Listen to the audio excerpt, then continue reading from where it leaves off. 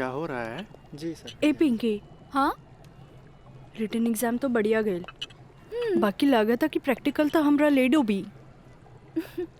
हमरा तो बहुत बढ़िया बा, बस एकरा में से नापे के बा और ए में लिख लेवे के बा। अच्छा बतावा का करी, इसमें का डाली? एकरा में ई एसिड डाला। ये? हाँ पक्का? हाँ।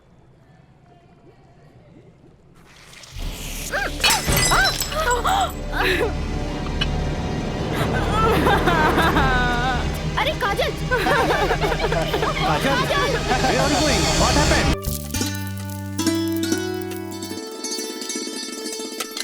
काजल! हाँ माई, बेटा तनी है बैगनवा देख तो।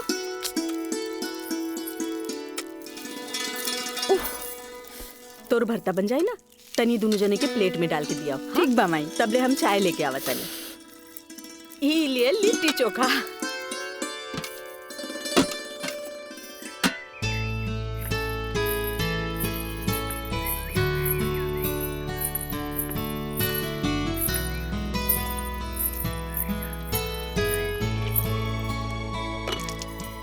का काजल, कैसन बारू? हम ठीक बानी। नोट्स लेनी की ना? अरे कैसे ना लेती, तहरा हाथ के पंजाबियन के भी फेल करे वाला बैंगन भरता जी खाए के रहे। ठीक कहला मिथिलेश, अपने काजल के हाथ के बनावल भरता के कारण ही सगरो रिश्तेदार के आवन जावन लागल रहेला जी, वरना ये मोबाइल त रिश्ता नाता के अलगे ही कर देला सर। जी बिल्कुल सही कहनी। काजल, हाई ला अपन नोट्स। हमार अंदाजा है कम से कम इमे से 2-3 सवाल तो जरूर आई। अरे खा भी मिथिलेश, लिट्टी ठंडा हो जात बा। जी। अब ऐसे भी 2 दिन तक ले तई नोट्स के हाथ लगाए वाला नहीं की, काहे कि 2 दिन के बाद फ्रेंडशिप डे जौन आ रहल बा। हाँ। रउआ का समझा फ्रेंडशिप डे? दे 300 रुपया। 300 रुपया? अरे काजल के फ्रेंडशिप बैंड खरीदे के बा। है और चढ़ाओ अपना बेटी के माथा पर है फ्रेंडशिप डे। काहे ना कोनो बड़ी सेठ से बियाह कर ले लो। अरे करम में तो पेशकार लिखल रहे, तका करती है? काम आई।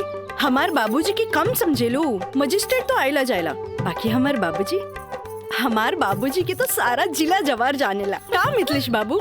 हाँ हाँ बिल्कुल ठीक कह लू। ये दोस्ती हम नहीं तोड़ेंगे, तोड़ेंगे दम मगर तेरा साथ ना छोड़ेंगे।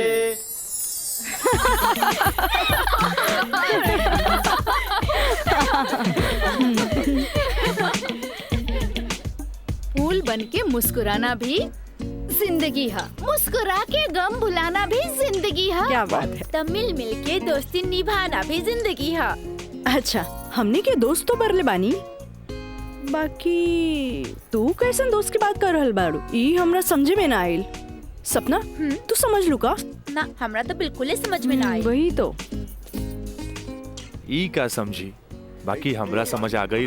कहा तो बता दी। अरे बताओ बताओ। दोस्ती हर चेहरा के मीठ मुस्कान होखेला, दोस्ती ही सुख दुख के पहचान होखेला। वाह वाह वाह। अगर रूठ भी जाए कोई दोस्त त दिल पे ना लेवे के, काहे की दोस्ती त सुख दुख के पहचान होला। और हमार मानना बाकी अगर कोई सच्चा दोस्त रूठ जाए तो ओकरा के त मना लेवे के चाहिए। बिल्कुल सही। बाकी हम एक कर जरूरत ना समझी, काहे कि बुरा दोस्त कोयले के समान होकेला, गरम होके तो हाथ जला देवेला और ठंडा होके तो हाथ काला कर देवेला। बड़ा आए दोस्ती समझावे वाला। तू लोग सुना इनके प्रवचन, हम जाते अरे तनी रुका तो।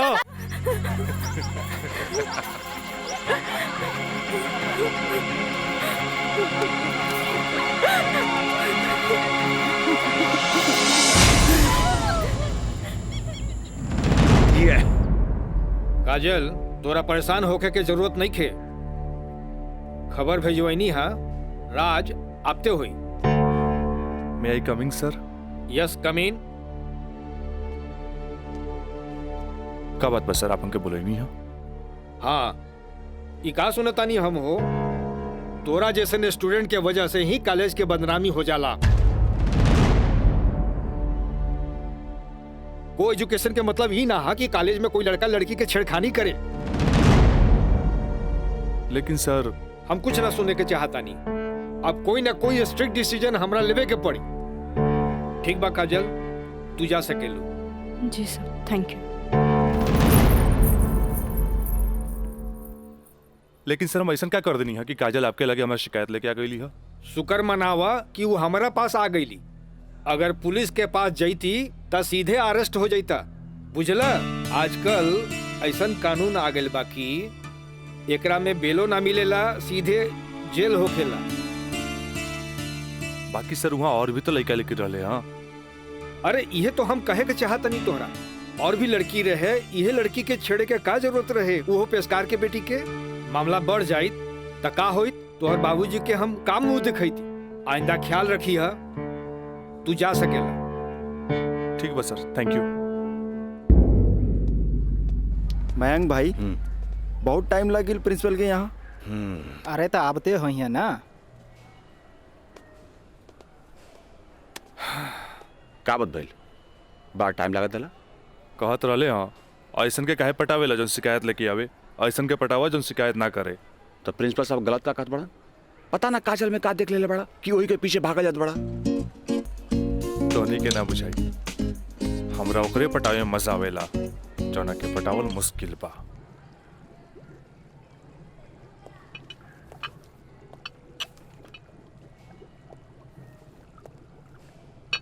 क्या हो रहा है? जी सर। ए पिंकी, हाँ रिटन एग्जाम तो बढ़िया गए, बाकी लागत कि प्रैक्टिकल तो हमरा ले डूबी। हमरा तो बहुत बढ़िया बा। बस एकरा में से नापे के बा और ए में लिख लेवे के बा। अच्छा बतावा, का करी? इसमें का डाली? एकरा में ई एसिड डाला। ये हाँ पक्का? हाँ।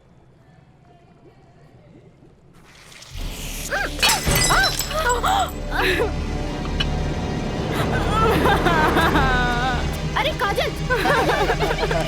काजल, where are you going? What happened?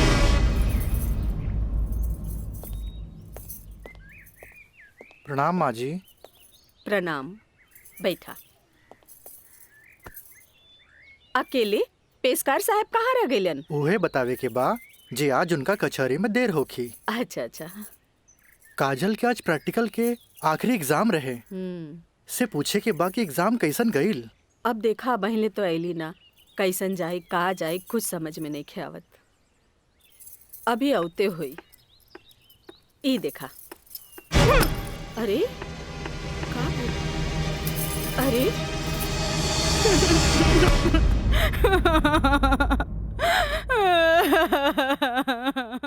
काजल, काजल, ए काजल, का भइल? अरे हमनी के अनदेखी करके यहाँ के रोवे लगलू। अरे का भइल? परीक्षा तो ठीक से गई ना? अरे बोल। प्रैक्टिकल खराब हो गए, एन वक्त में टेस्ट बुक टूट गए। हम फेल हो जाए माई, हम फेल हो जाए। अरे का काजल, तू तो बड़ा जल्दी निराश हो जानी। अब केमिस्ट्री थ्योरी में जहाँ तक हमनी सोचले रहनी, कम से कम तोहरा के 40 मार्क्स तो मिलबे करी। अब प्रैक्टिकल में मार्क्स नहीं हो मिली तब पास होके से के रोकी? बाकी मिथिलेश बाबू, हम तो प्रैक्टिकल में छोड़ के आ गए नहीं। अरे तो का भइल, इन्विजिलेटर 0 ही दिहन ना, इतना हदीर काहे होत बारू? हाँ, एग्जामिनर अगर एकरा के इशू बना ले, अब माइनस मार्किंग करें, तब बे फेल होए के बात हो सकेला। अरे तो रो रो के हलकान भैला से का पास हो जेबू? ई देखा था, जा मुँह धो, भगवान सब ठीक करिए। जा। का ठीक करिए? अरे अब कहा होई कुछ समझ में नहीं ख्याल, कुछ ना बुझाता हमरा के। माँ जी, अब रहुआ परेशान मत होई, एकर थ्योरी पेपर बहुते बढ़िया गईल हा। अरे तो तुहार गाइडेंस रहे तबे ना। अरे साइंस के स्टूडेंट रही त गाइड कर देनी, एमे का। ता ठीक बा, अब तू ही समझावा ओकरा के। ठीक है। आई लघु हो जा चुप। भैया एक सैंडविच लाइए। हाँ हाँ ले।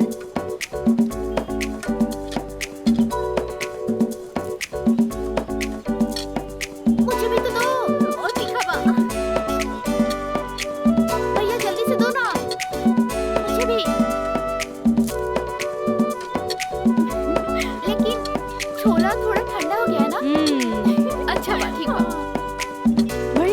दा अब हमरा के चाहिए बस अरे खाना यार कहे अभी से एग्जाम में फेल हो गए का? हाँ कहे चिंता में बड़ू हो? हाँ चिंता ना रही का थोड़ा नहीं के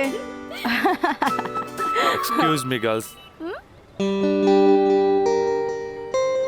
काजल तू तो बुझाता कि अभी लेक हमरा से नाराज बाड़ू।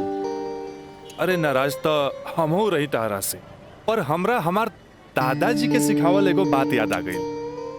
कोई भले ही बोए तोहरा ला काटा, तू बोए ओकरा ला फूल। देखा काजल, तू तो प्रिंसिपल साहब से जाके हमार शिकायत कर देलू, पर हमरा हमार दादाजी के सिखावल उ बात याद आ गई। भाई तो उनकर पोते नू,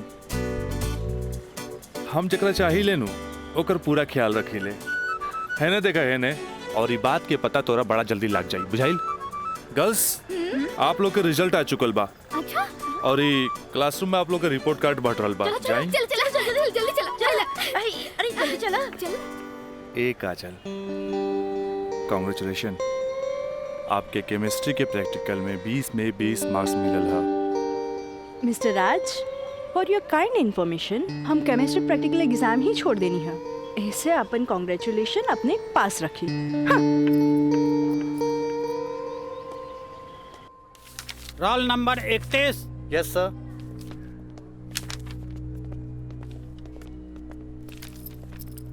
roll number 32। Thank you sir.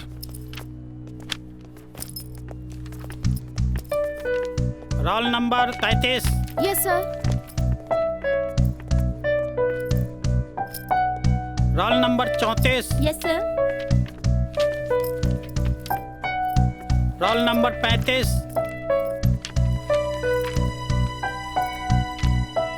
Roll number 36।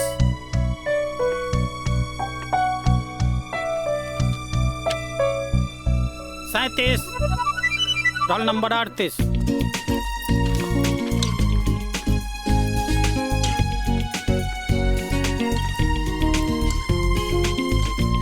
है ना? देखा है ने, और ये बात के पता तोरा बड़ा जल्दी लग जाए, बुझाइल?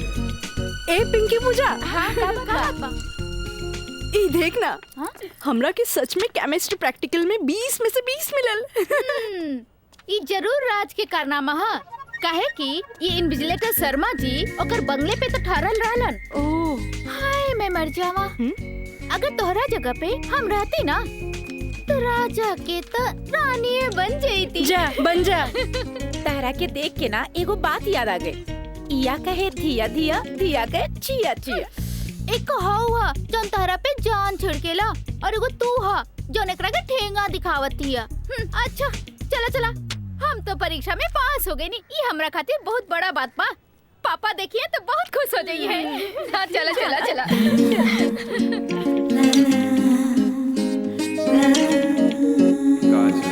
दादाजी के सिखावल एगो बात याद आ गई। कोई भले ही बोए तोहरा ला काटा, तू बोए ओकरा ला फूल। ई ले, अरे भाई अपोजिट टीम आ गई बा, हमनी के का होई? अरे आ गेल त का भइल हो, अभी तो टाइम बानू मैच में। टाइम बा का एहिजे बैठ के टाइम पास करबा। ए जब हमनी के मैदान में जाएम नु तो देख के थर्रा जाइलो, ठीक बा? अब चला जौन होई तो मैदान में देखल जाई, उहे देखल जाई। चलो राज भाई बॉल दे। तोहनी के इतना हड़बड़ी बना तब बड़ा सन, हम आवाता नहीं। चलो लोग चलो आवा।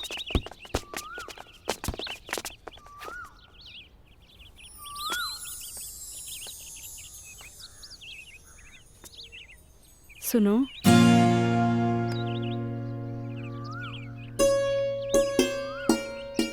सॉरी राज,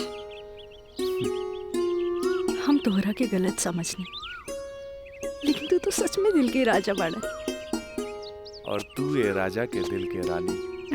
ए काजल, हम तारा के बहुत चाहेनी। Thanks for chemistry practical marks. WhatsApp number मिली का? व्हाट्सएप? हाँ ठीक बा, ले ली।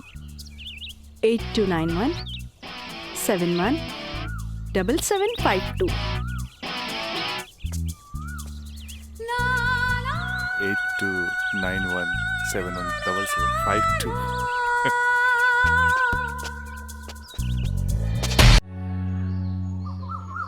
अच्छा ये बताओ यार कि हाँ प्यार कब से चला था? अरे काजल बताओ ना। बाय।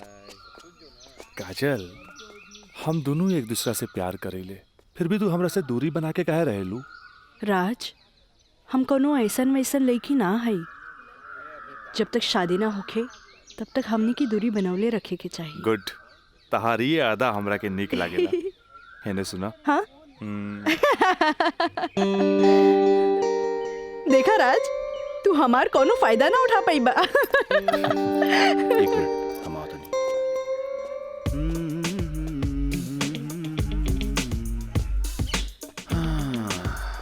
राज यार एगो बात बताई। काजल अब यार हमरा के भी अच्छा लगेगा यार। हम एगो बात बताई। तू हंसुआ के बिया में खुरपी नियन गीत मत गो। वो तो और भाभी लागी। का लागी? भाभी। चल।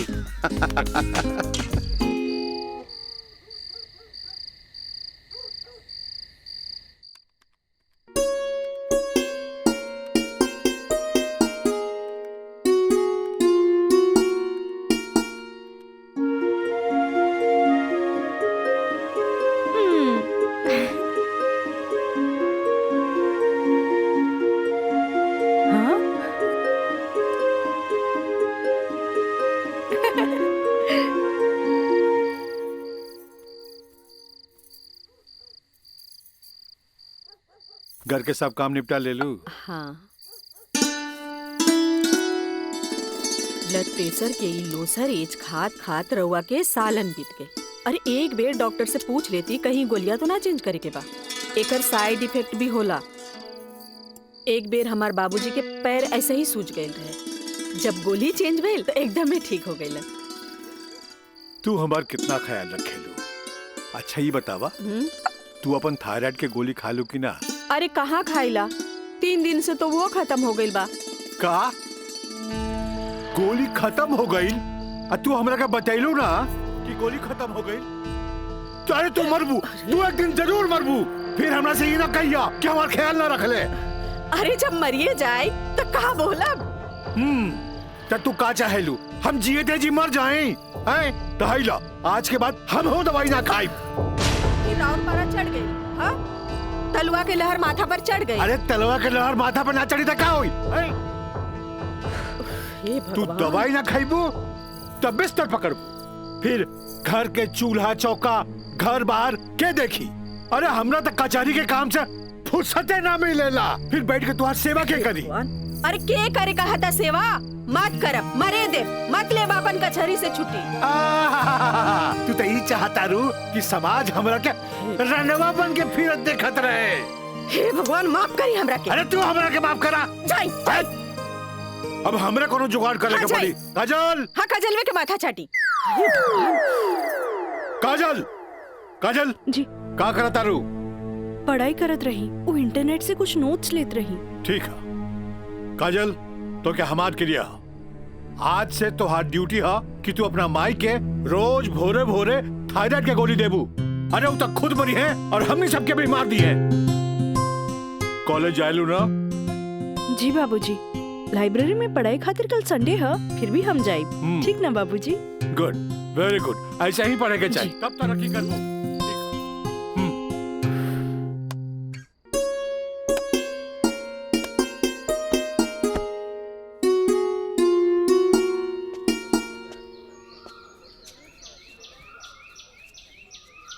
काजल। Thank you. काजल, हम दोनों एक दूसरा के बहुत चाहिए, पर जब हम हमरा फ्यूचर के बारे में सोचिले तो हम देखिले कि हमार बाप के पास बहुत दौलत बा। उनकर दौलत के संभालत संभालत हमार जिंदगी गुजर जाई। हमरा ये आम आदमी नियन नौकरी चाकरी करे के फुर्सते ना मिली। अब बस तू हमरा जिंदगी में हमार जीवन साथी बन के आ जा, तो हमार जिंदगी एकदम मजे में गुजर जाई। ए काजल, तू काहे ना अपना बाबूजी से हमरा बारे में बात करेलू? बाबूजी से? ना बाबा ना, हम ना बोल सकेनी। हमार बाबूजी बहुत गुस्सेल बाड़न। वाह भाई वाह, एक लौता बेटी भइला के बाद भी तू अपना बाबूजी से बात न करबो काहे कि वो बहुत गुस्सैल बाड़े, और इकलौता बेटा भइला के बाद भी हम अपना बाबूजी से बात ना करब काहे कि वो बहुत पैसा वाला बाड़े। ऐसन में तो हमनी के सपना धरल के धरल रह जाई। काजल, काहे ना हमनी के भाग के शादी कर ले जाओ। बिना बतैले भाग के शादी कैसे कर सकिनी? हाँ काजल, हफ्ता भर के तो बात रही, हमनी के भाग के कहीं भी शादी कर लेल जाए और ओकरा बाद अपना अपना बाबूजी के बता देहल जाई। सोचत का बाड़ू तारा से ऊंच कूल और धनाट घर के हई, जब तू अपना बाबूजी के बतैबू नु तो ना कर पाई है। और हमहू जब हमरा बाप के बताएब कि हम भाग के शादी कर ले बानी तो नाहियो चाहते हुए भी तारा के अपना बहू के रूप में अपना ली है। ए काजल, हम तारा बिना एक पल भी ना जी सकीले। ठीक बा, हम कोशिश करब। इनु भइल बात। अब छोड़ा हमरा, बाय।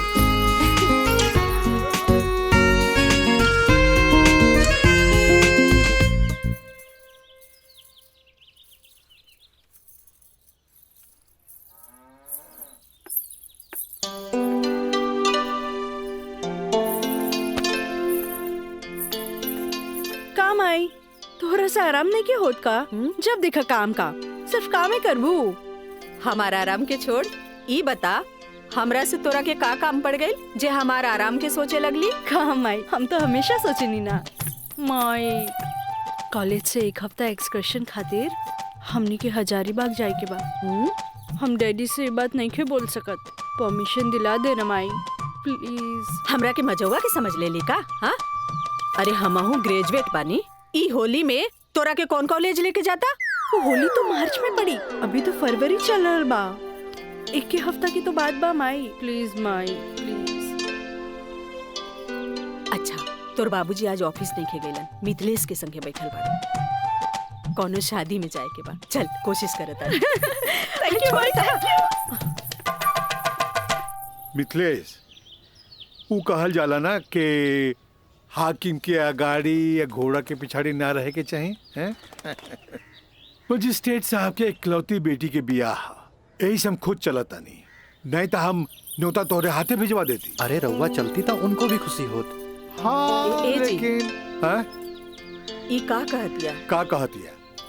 अरे कॉलेज टूर पे एक हफ्ता खातिर हजारीबाग जाए चाहतिया। ये एजुकेशनल टूर आके पिकनिक? एजुकेशनल टूर अच्छा। बोली ना। ये तो निम्मन बात हो सर। स्टूडेंट्स के बाहरी दुनिया देखल उतने जरूरी है जितना विषय के ज्ञान। ठीक है, एजुकेशनल टूर था मैं अलाउ करता नहीं, बाकी नो मटर गस्ते ओनली पढ़ाई। जी पापा। ये बतावा ये सब में कितना खर्चा आई? 2-3 हजार पापा। तू हमारे से 5,000 ले ला, ठीक है? थैंक यू पापा। चलो तू हमरा के दिखावा कि वो न्योता के कागज तैयारी हाँ, कर ले बांध देले बानी। चलो आए। मिथिलेश, हम आवत हैं, बैठो। जी सर जी। Thank you so much Mithilesh बाबू, अगर रउआ ना बोलती तो ये हरगिज ना मानतन। अरे वो तो हम तुहार मुंह देख के साथ दे देनी। जा मजा करा। कैसन लागल? वाह सो ब्यूटीफुल।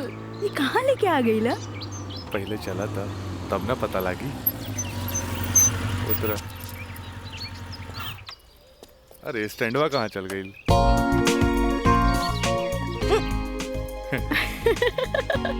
बड़ा धांसू सजीले बा। हाँ चला चली। हाथ तो दा। कहाँ जाए के है? इधर। हाँ, इधर जगह तो बड़ा झकास बा। का यार राज, कब से हम तुम्हारे इंतजार करत बनी, इतना लेट कर तू? मयंक, राज, मयंक यहाँ? हाँ, एकरा पहले भेज देनी। इस सारा जे तामझाम बा, इस सब के अरेंजमेंट के करी। यार तो हम लोग का शादी खातिर एक विद्वान पंडित से बात कर ले बानी, और देखा तोहनी के आराम खातिर यहाँ सारा साधन सुविधा मौजूद बा। और हाँ, हनीमून खातिर स्वीट रूम भी बुक कर ले बानी। और देखा अब हम निकलता नहीं, कहे कि हमारा के मंदिर जाए के बा, और मंदिर जाके पूरा शादी का सामग्री लेके आए के बा। बाप रे, इतना सब तैयारी। अरे शादी की करबा, हमार दोस्त राज का शादी बा। गलत बात। शादी होता हमार सपना के शहजादी काजल के राज के साथ।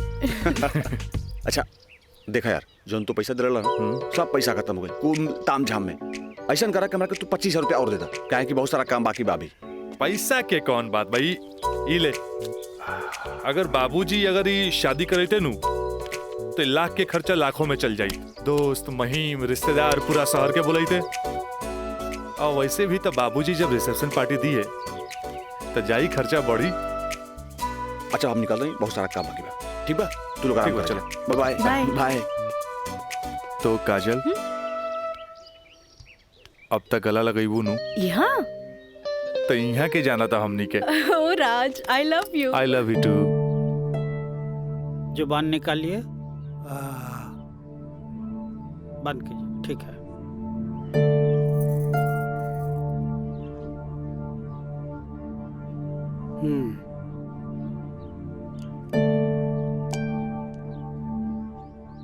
सांस लीजिए और जोर से।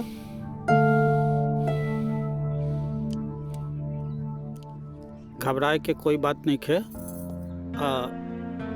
ऊपर के बीपी थोड़ा बढ़ गई है। अच्छा। से लागता कि काम के प्रेशर ज्यादा बा। जी नया मजिस्ट्रेट आइले हाँ से कुछ ज्यादा ही फाइल इनके हवाले कर देले हाँ।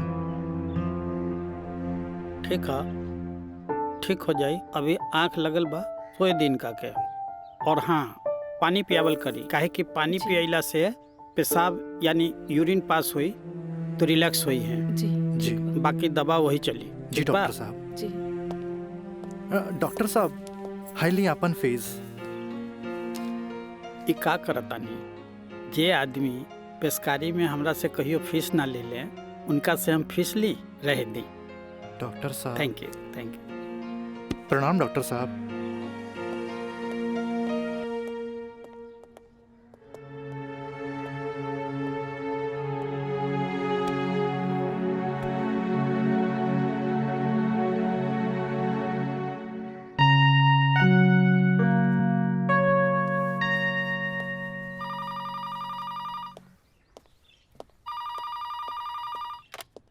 हेलो, हम काजल बोले तानी। हाँ काजल बोला, कैसन बारू? माई बाबूजी कैसन बाड़न? बाबूजी के तबीयत खराब बा। बीपी बढ़ गई हा, से सुतले बारन, उठाई का? हाँ, नहीं छोड़ दी, यहाँ सब ठीक बा। आप कैसन बानी? हाँ हम तो ठीक बानी। माई के बुलाई का? ना रहे दी, आके हम सरप्राइज दे। Okay by.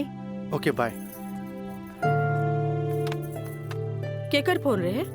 काजल के। अच्छा वहाँ के ठीक बारी, अच्छा खोज खबर लेत रही। अच्छा माँ जी, हम चलत तानी, सांझ के फिर से आ जाए। ठीक बा।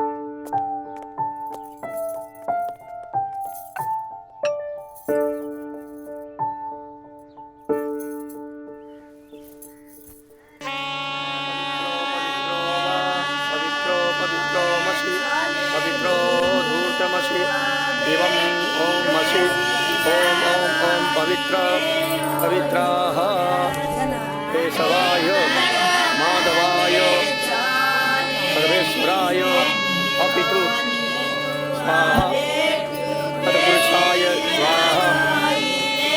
ओम नमः स्वदन्ताय सहस्राक्षाय सहस्रपदे पूर्वशे पवित्रमशे सर्वभूतमशे चन्द्रमशे ओमाय ओम ओम ओम ओम बुधाय ओम पवित्रो वा पवित्राय नमः सावित्रे नमः पवित्रे नमः तत्पुरुषाय सर्वेश्वराय नमो नमः ऊर्ध्वमशे पवित्रमशे सर्वमशे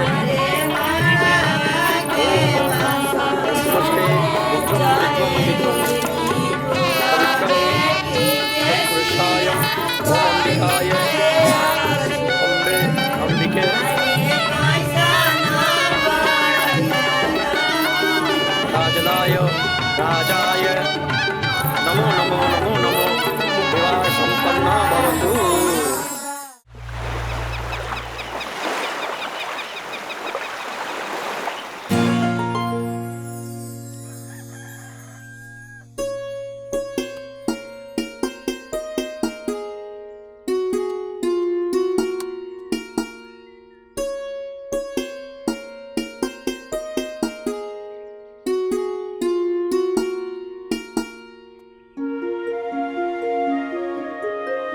काजल काजल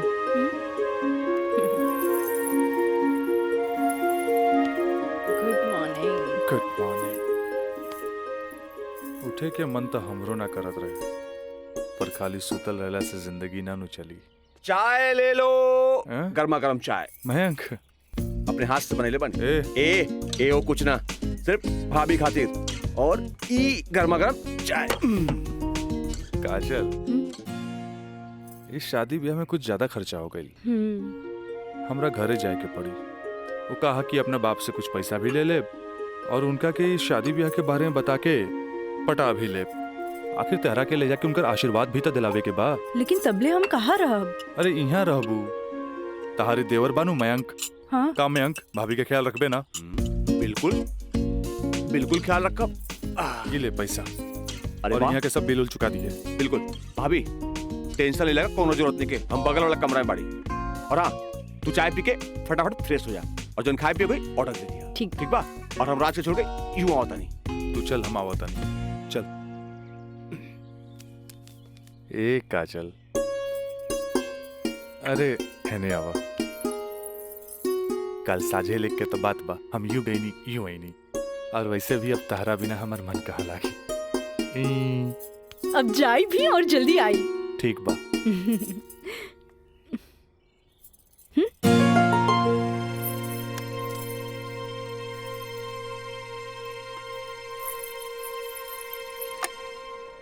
हेलो। हाँ, अरे देख रही हो कि मैं ऑफिस में हूँ। कितना काम पड़ा है, कितनी फाइलें पड़ी हैं, और तुम हो कि ये ले आइएगा वो ले आइएगा। हद कर दिया तुमने यार। मैं कम इन सर? कम इन। अखिलेश बाबू कैसन बाड़न? जी बीपी तो कंट्रोल में हा। बुखार के वजह से थोड़ा कमजोरी आ गई हा। यही से शुक्रवार तक के छुट्टी के अर्जी दे ले हा। कोनो बात नहीं के। दिन रात काम करे वाला आदमी के अरे थोड़ा बहुत आराम तो चाहिए ना। जी। कह दिया ऑफिस के चिंता न करे। जी। जब वो ठीक हो जावे तबे ऑफिस आवे। ला एकरा के फाइल में लगवा दे। थैंक यू सर।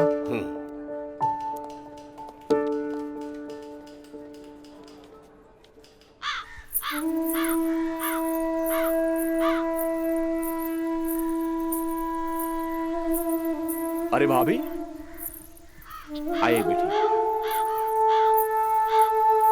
भाभी का बात बा? बड़ा परेशान लागत बानी।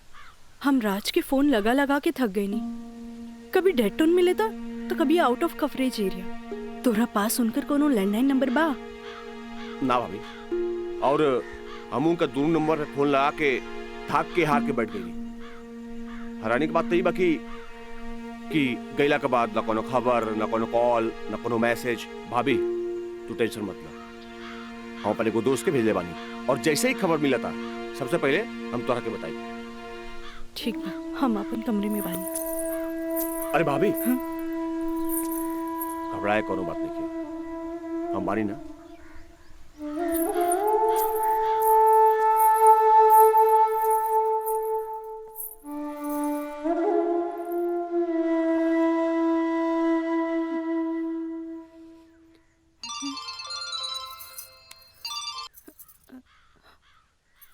काजल, ट्रिप कैसन जा रहल बा? ट्रिप ठीक बा। का बात बा? तोहार आवाज में खनक नहीं खे? नहीं, ऐसा कोनो बात नहीं खे। हमार मतलब सब ठीक बा।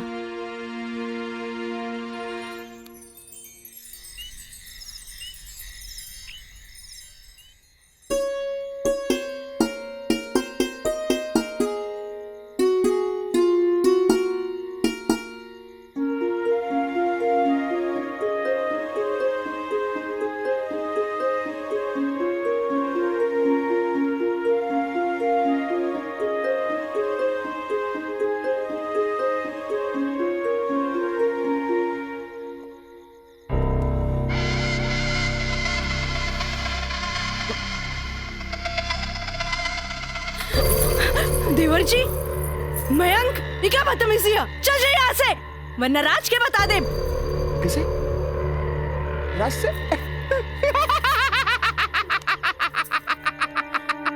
रात से वो भाग गए। आवेला नहीं के हाँ? तोरा क्या पता हाँ? ये भी कुछ हो रहा बना सब ओकरे प्लान के तहत हो रहा बा। वो तो तोरा के भोग के और भौरा जैसन चूस के भाग गए। काजल पता बा जब तो के पहला बार देख ली तू पहली नजर में हमके पसंद आ गई और हम तो के दिल से चाहे लग रही। काजल आज दिल से चाहे लग रही। तुझे कहा तारा कौन सच बा? सच ना 16 आना सच बा। ये बात हम तुझसे बहुत पहले बता देती लेकिन क्या करी ये मेरी और मेरी हमार मुंह बन के तरस। देखा तू गरीब हम गरीब हम तो क्या अपना काजल हाँ हमसे ब्याह कर ला हम तो क्या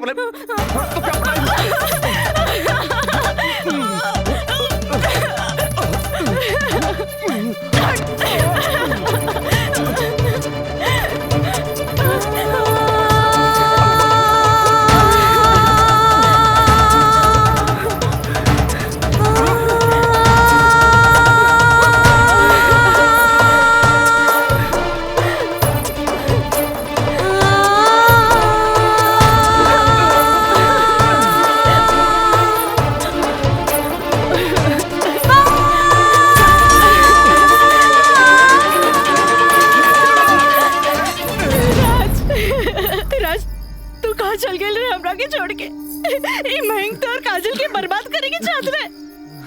तू बोलत काहे नहीं कि राज बोली ना। हम जहाँ भी गए रही तोरा का मतलब बा और ये मयंक वैसे भी तोरा सारा के सारा सच्चाई बता देले होई। ये हमार बदला है काजल बदला। प्रिंसिपल से शिकायत करके ते हमरा के पुलिस और कानून के धमकी तो दिला देले रहलिस पर अब ब्याहता बन के सुहागरात मनेले बाड़ी। एकरा के छेड़खानी और रेप के नाम तो नानू दे सकेली।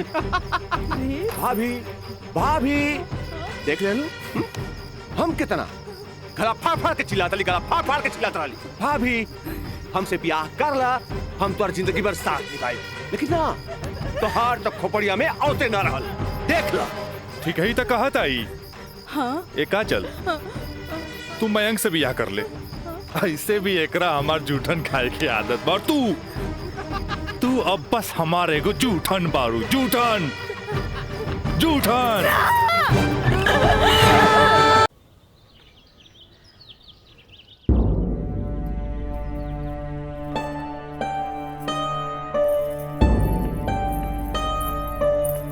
काजल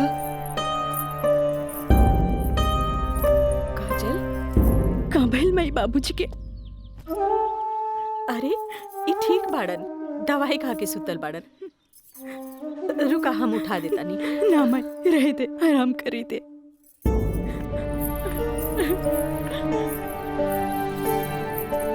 काजल का भइल सर का भइल?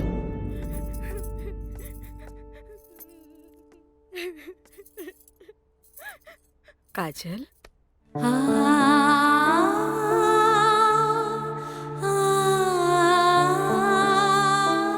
अरे इतना रोवे की कोनो जरूरत नहीं है मेरी। तोर बाबूजी ठीक बाड़न। अरे वो तो बुखार के कारण ब्लड प्रेशर बढ़ गई रहे। इतना परेशान मत हो। इतना परेशान मत हो माई। हमरा से बहुत बड़का गलती हो गई। हम एक्सकर्शन में ना गए रहे बल्कि हम अपन बॉयफ्रेंड के साथ गए रही और वो हमरा के दगा दे गए।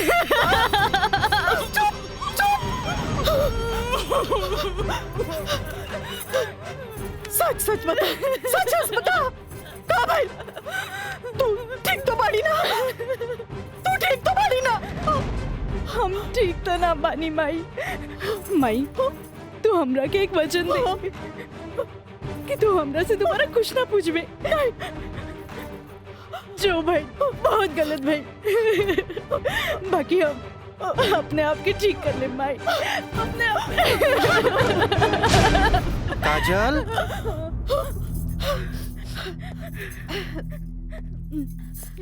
काजल, बाबूजी तोरा के बुलावत आ रहे। चला।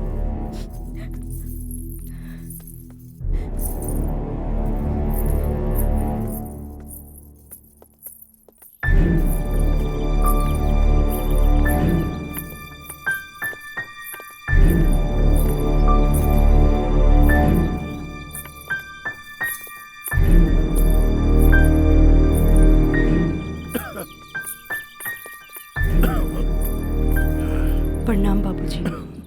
अब तबीयत कैसन बा? आ गइलू बेटा। ठीक है बा। तू बतावा तो ट्रिप कैसन रहा और अब आगे पढ़े के का प्लान बा बेटा?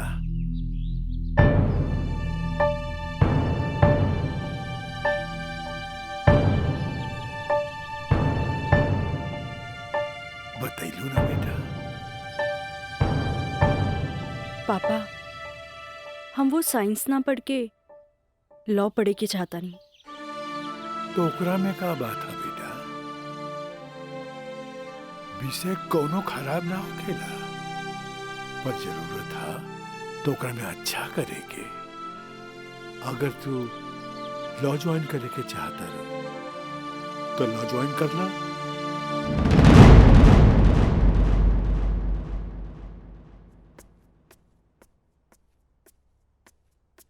का काजल बेटिया, तबीयत ठीक बानू? क्लास कब के खत्म हो गई? तू बैठल वारू बंद करे के रहे। हाँ काका, रूम लॉक कर दी। हम तो बस ऐसे ही बैठ गए रही। अच्छा।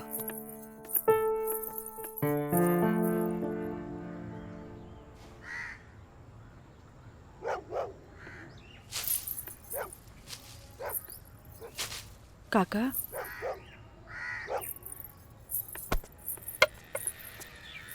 अरे बिटिया, तू फिर आ गेलू?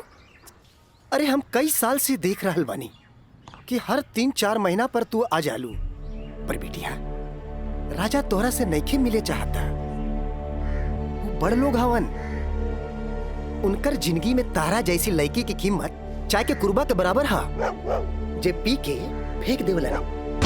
काका, तोहरा का लागता कि हमें को फेकल कुर्बा है? नहीं बिटिया नहीं, ऐसे बात नहीं के जे हम देखिला से बताइनी। बिटिया, हम उनकर घर के नमक खैले बानी, फिर भी जब जब तू आयलू हम उनका बताइनी। पर राजा बाबू है कि एक कान से सुने और चल जालन। पर बिटिया, हम वहां के नौकर हैं, फिर भी अगर हम तारा काम आ जाई ना तो हम अपना के बहुत खुश नसीब समझब। काहे कि तू जब जब आवे लुनू हमारा देखल नहीं जाला बिटिया। काका, अब की बार उनसे कह दिया कि काजल आखिरी बार आयल रहे, एगो घड़ा रहे जेकर पानी ऊपर तक भर गई।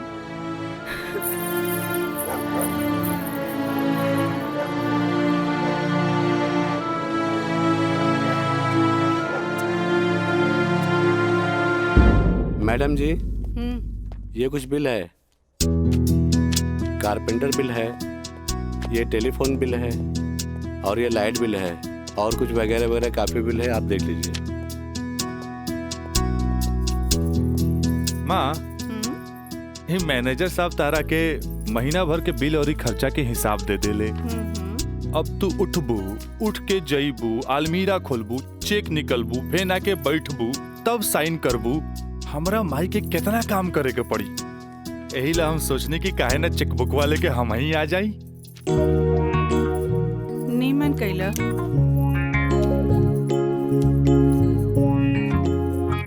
अच्छा, तो तू एम्मा अपन 50,000 का चेक पहले से भर ले बाड़ा, तभी तो हम समझे कि माई के इतना मस्का काहे के। माई, अब तू ही बताओ कि इतना अमीर बाप के लड़का हई तो दोस्त महीन के टाइम टू टाइम पे पार्टी तो देहे के पड़ी ना। देव तो हमरा बाप के ना कट जाए की ना। का मैनेजर साहब? बिल्कुल राजा बाबू। जी। ले अपन बाप का ना कोच कर। इनू भाई हमरा दुनिया के सबसे बेस्ट माई वाला बात। Love you Mai. मैनेजर साहब। जी मैडम। इस सब रसीद आप एक साथ पूरा बिल कह के हमरा के दें। हम एक गो चेक काट देते हैं। जी मैडम। ठीक है। जी मैडम। हमरा ई बात के बहुत खुशी बा कि रउआ लोग हमार ग्लोबल कंपनी में इन्वेस्टमेंट करे के चाहता नहीं। ये हमरा खातिर बड़ खुशी के बात बा। बाकी हमरा भी कुछ देखे के चाहिए ना कि हम दिन दुगना रात चौगुना करके रउआ लोग के पैसा लौटा दे ताकि मार्केट में हमार साख बनल रहे। Of course. Excuse me gentleman. बाबूजी। हाँ। आप हमरा से वादा कैले रहनी कि आप हमरा नया कार किन के देब। अब हम खटारा हम ना चलाएं, बुझाइल नु? I want new car, okay? Yes, Raja is right. I am witness. Okay, I will buy car for you. Thank you, sir. हम चलता नहीं बाबूजी। तो ठीक बा, रउए कार खरीदा दी। बाकी राउर कार की खर्चा कंपनी के इन्वेस्टमेंट पे दिखावल जाई। Okay, thanks. जेपी साहब, आपका बेटा तो हीरो लगता है। आखिर बेटा के करा हमरे नु। अरे यही तो उम्र में ऐश करे के।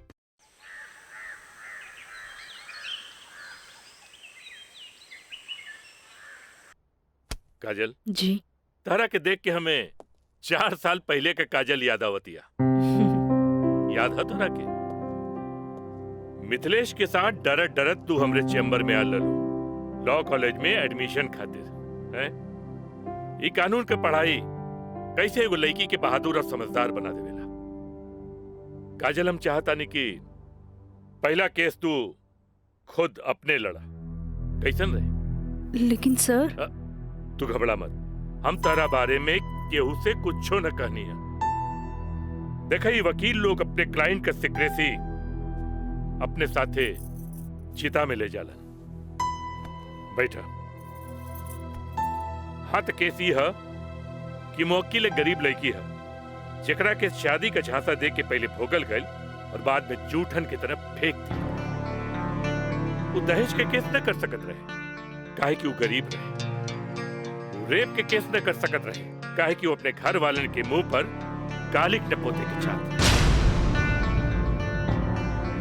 वो प्रताड़ना का केस भी न कर सकत रहे काहे कि वो घर में कब्बो रहली नहीं।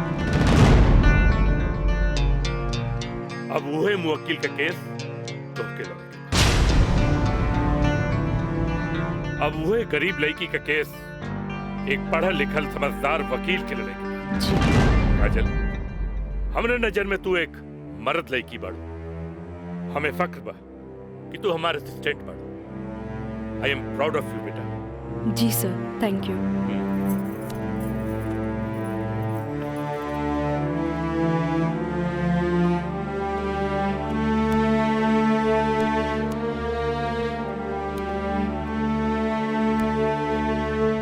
बाबूजी,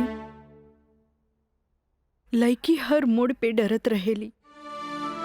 अकेले होके तो सुनसान से डर, भीड़ में होके तो लोगन के डर, जब हवा उड़े तो दुपट्टा उड़े के डर,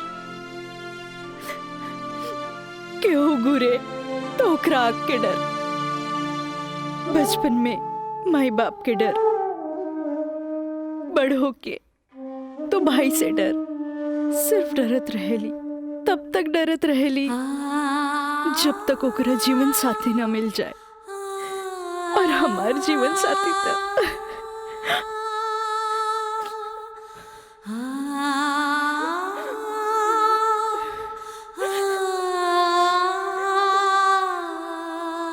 बाबूजी,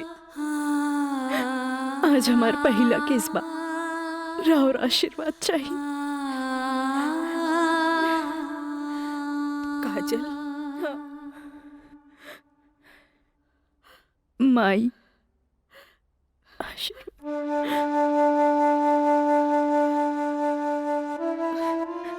तोहरा के वचन तो हम दे चुकल बानी, कुछ ना पूछेगे। बाकी जौन काम में तू लगल बाड़ हमारा आशीर्वाद बा तोरा के कामयाबी हासिल हो। चल।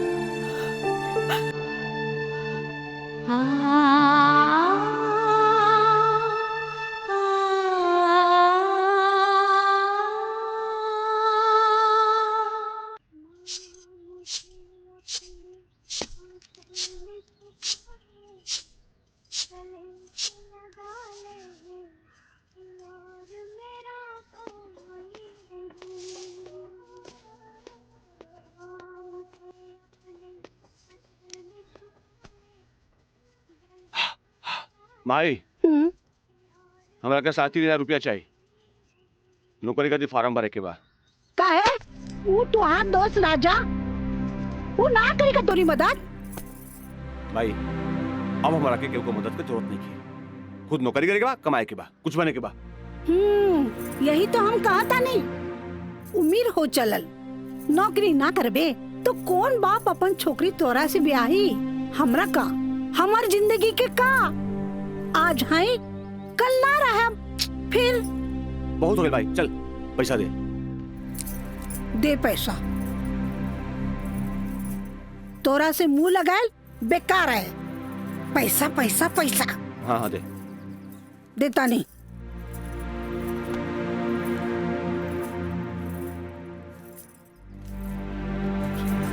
कितना? हम गिन ले ली, दे 500 500 दे। ना नहीं 500 और दे। का है 3,500 चाहिए। देनी ना। चल अब ठीक काहे मांगता रे। चल जा पैसा चाहिए। एक बात कही, तू दुनिया का सबसे अच्छा माई है। चल मैं चलता रही।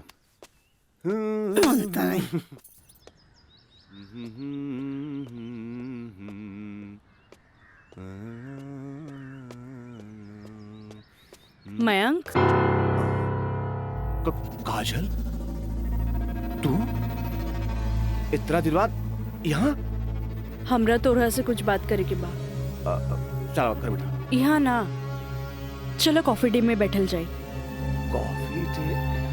अरे सोचा मत, हम पियाई कॉफी तोरा। चल ठीक। चलो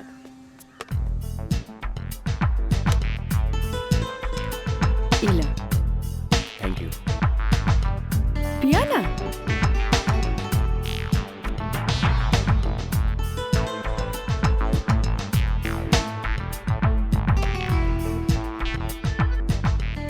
काजल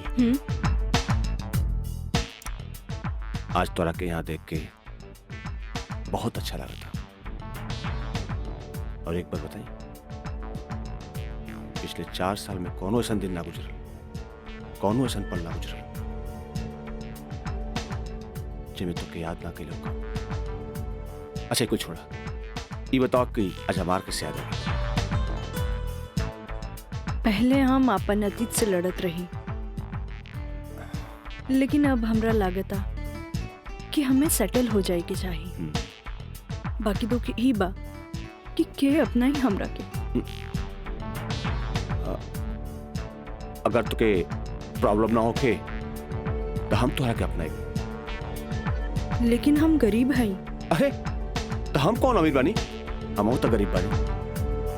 हम और तू चाहिए तो अमीर हो सकत हैं। वो कैसे? हमार साथ दे के। जिंदगी भर साथ दे। ऐसे ना, प्रॉमिस करा। प्रॉमिस। चला। चला। हाँ।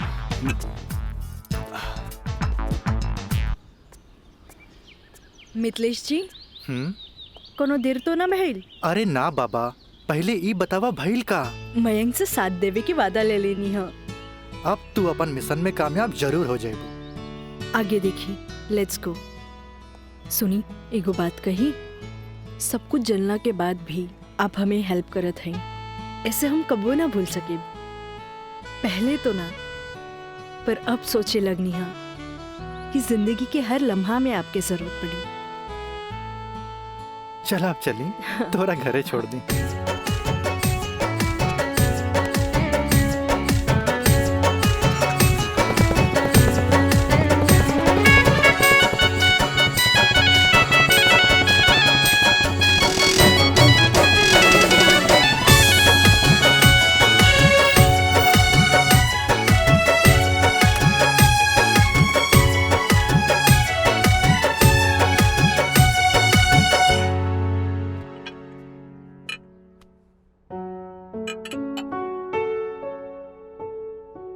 सुनी, एगो बात कही, सब कुछ जलना के बाद भी आप हमें हेल्प करत हैं, ऐसे हम कबो ना भूल सके। पहले तो ना, पर अब सोचे लगनी हा कि जिंदगी के हर लम्हा में आपके जरूरत पड़ी।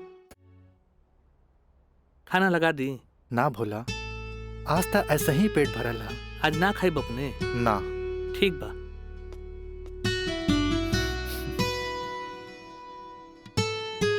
मैं पंडित देवी दत्त शर्मा। का कहनी है? देवी दत्त शर्मा।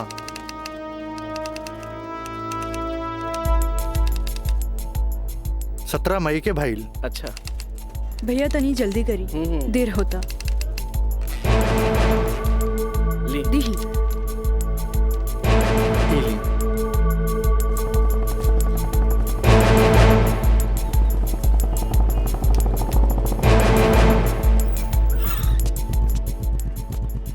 आ गए नहीं टाइप करा के? जी। लाइन लाइन दस्तखत हम कर दी। एली।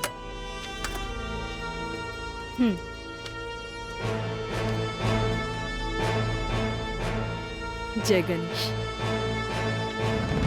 ई कामता हो गई। अब बैंक के दस्तखत लेवे के पड़ी। वो आप हमरा पे छोड़ दी, वो हम ले ले। ठीक है।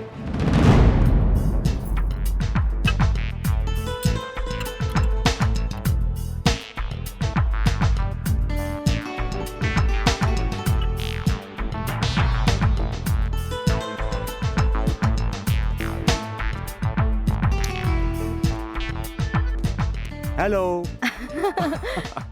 हाय। सॉरी यार, आवे में थोड़ा लेट हो गया। अच्छा यही देखा, हम तोरा खातिर का लेके आइल बानी। अच्छा पहले चाय पिया।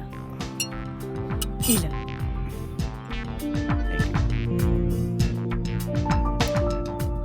अंगूठी सोना के? हाँ। वो है इतना हल्का? मन तो रहे कि हीरा के लेके आई थी, लेकिन का करे, पैसा का तंगी। अच्छा ई बतावा, खुशहाल जिंदगी जिए खातिर तोहरा कितना पैसा चाहिए? 20 लाख। अगर हम तोहरा पूरी 50 लाख दी तो कैसन रही? वैसे ही रही। समझ ला अनार के आंख मिल गई। तो चला फटाफट ई पेपर पे साइन कर दे। अरे पढ़ा मत, यही से हमनी करोड़पति बन जाए। हाँ, हाँ ल। ठीक। डॉलर भी कदम तो गिरब तो हर बहिया में ना।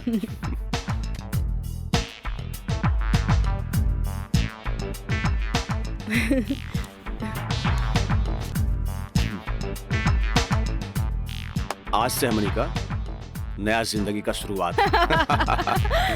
मीना, मंजू, रेखा, कस्तूरी के डांस देख के कुछ समझ में आयल? अरे सरकार के देख के बाजार बदल जाला, बाजार के देख के साहूकार बदल जाला, आ घोड़ा के देख के सवार बदल जाला, शिकारी के देख के शिकार बदल जाला। ऐसे ही मेहमानों के बदले पे सत्कार के भी बदल देवे के चाहिए। अरे पहले के जमाना कुछ और रहे कि मर्द नाजो आदा पर लुट जात रहे, लेकिन अब जमाना बदल चुकल बा। आज के जमाना के मर्द सबके कमर तोड़ नाच पसंद आवेला। जितने कमर हिलैबू और सीना झटकैबू, मर्द उतने जल्द तोहार दीवाना हो जाए। दिखाओ करके। अरे ऐसे ना, ये देखो। कस्तूरी बाई, कस्तूरी बाई। चाहे नसीब, चाहे नसीब। तक लिया। बहुत दिन बाद तशरीफ लेनी राजा बाबू। भला ऐसे भी केहू केकरो भूल जाला? आए बैठ।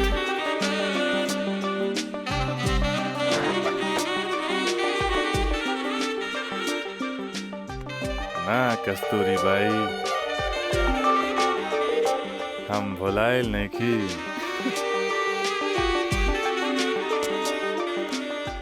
वो तो बस हमार शादी होके वाला बा, ओकरे तैयारी खातिर हम अपना माई के संगे खरीदारी में बिजी रही। फुर्सत पाते तहरा लगे आ गई नहीं। अच्छा एगो बात बतावा, कौनो बेहतरीन डांसर बा हमरा बियाह में नाचे खातिर? बानो एगो नया परिंदा बा। हाँ। मंजू, राजा बाबू का उहाँ ले जा जहाँ आज निराली का प्रोग्राम होता। आई जाए।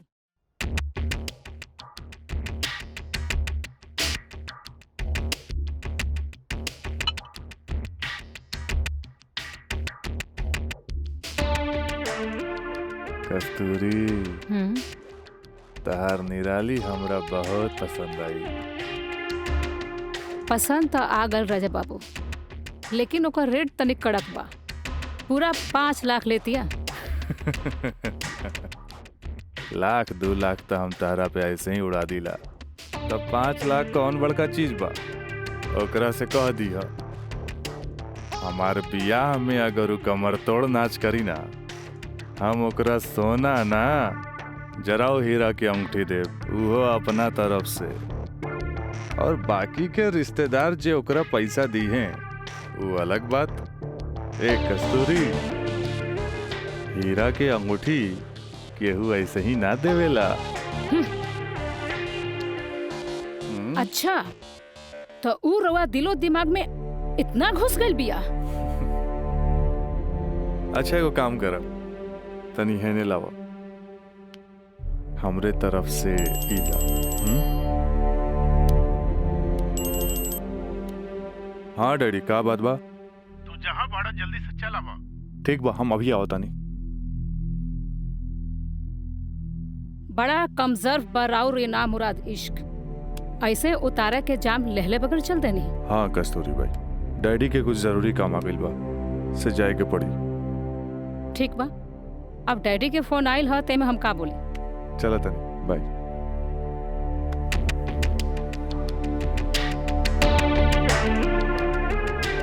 हीरा के अंगूठी तो दे गई, लेकिन तेरा दिल में गड़ल निराली के तीर निकाले के पड़ी।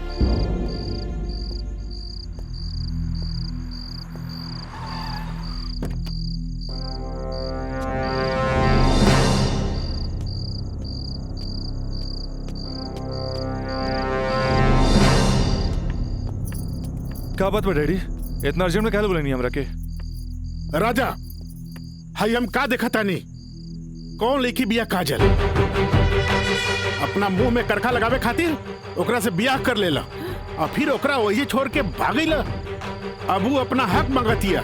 बाबूजी, हम ऐसा कौनो लड़की के नहीं जानत। ए माई माई माई, देखा था कैसे झूठा इल्जाम लगाओ तारे हमरा ऊपर ही।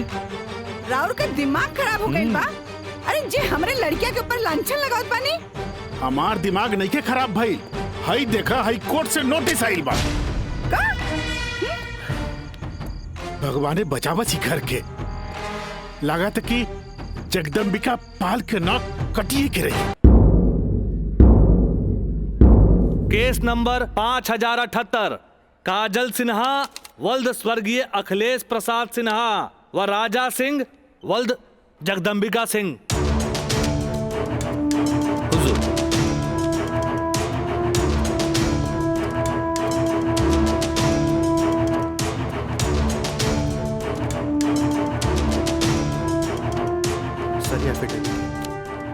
केकर? गवाहन के।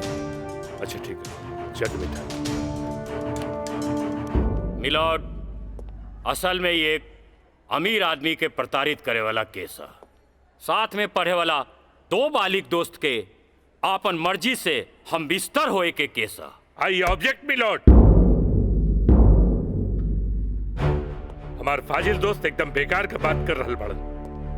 सच्चाई तो यह है कि हमार मुवक्किल काजल का बिया राजा के साथे बाकायदा मंदिर में भैल रहे, और यह 2 गवाहन के एफिडेविट, एगो राजा का सबसे खास दोस्त मयंक और दूसर बियाह कराए वाला पंडित। आप देख ली। 4 साल बाद हमार फाजिल दोस्त के मुवक्किल कहाँ रहले? सच्चाई तो ई बा जज साहब कि हमार मुवक्किल राजा के शादी रोक के रुपया ऐठे के एगो षड्यंत्र बा, षड्यंत्र। शादी? कैसन शादी? अरे राजा का शादी तो पहले ही हो चुकल बा। अगर दोबारा शादी भइल ना तो तोहार मुवक्किल जेल जाई, जेल। बस जज साहब बस, हमू इनका से यही पूछा तानी कि आखिर ये किस्सा 4 साल बाद ही काहे उठावल गई, बताई? हम बतावा तानी जज साहब।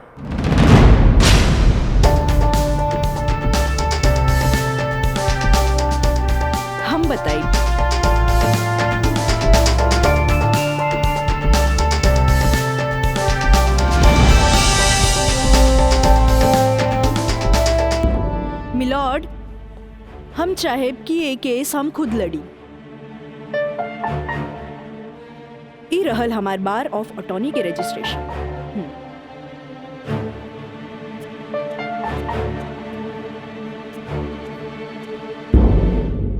ओके, you can proceed. Thank you sir. आशीर्वाद दी। खुश रह। जा। मिलॉर्ड, बचाव पक्ष के वकील बार बार पूछा तारे कि 4 साल हम कहाँ रही। मिलॉर्ड, 4 साल इनके मुवक्किल राजा जैसन तमाम मुजरिमों के सजा दिलावे खातिर ई चोंगा बहुत जरूरी रहे।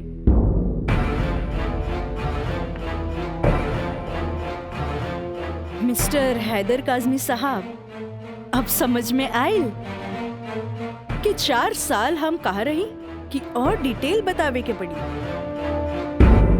तो मिलॉर्ड, हम केस के स्टडी खातिर हमरा के कुछ समय चाहिए। हाँ, कोर्ट इंस्ट्रक्ट करती है कि राजा की शादी रोक दी जाए जब तक कोर्ट का फैसला ना हो जाए। बचाव पक्ष के वकील की रिक्वेस्ट पर यह कोर्ट मुअत्तिल की जाती है।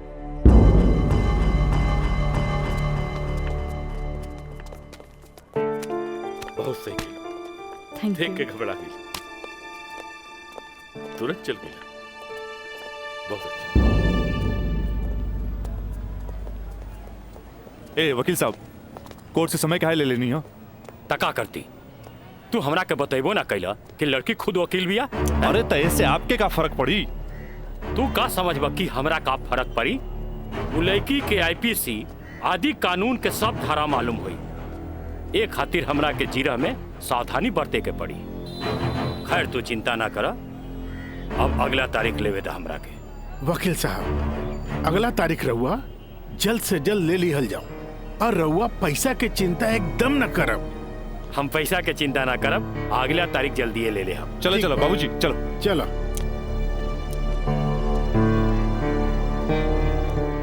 हेलो, हाँ, अब फिक्र करे के बात नहीं के। अरे तहार काम हो जाई, हम समझ गए नहीं, एकदम में समझ गए नहीं। हाँ,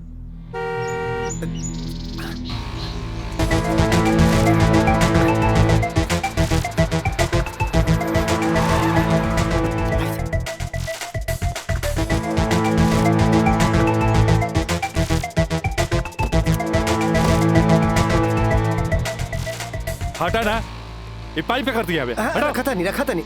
हाँ।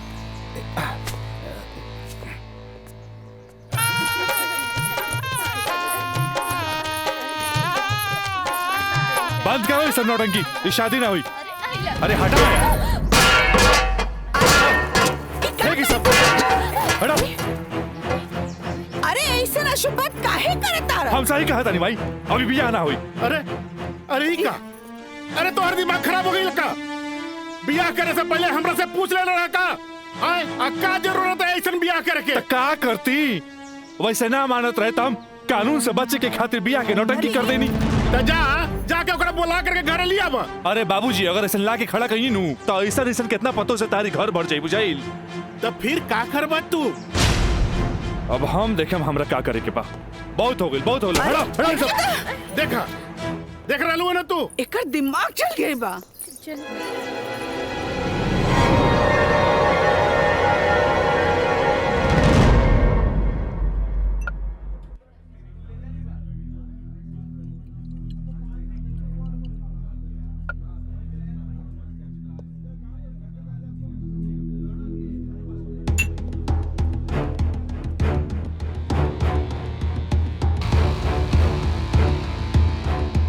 बोलो राज, का बात बा? पहले पेट तो पी। बहुत दिन का बाद मिलल बा।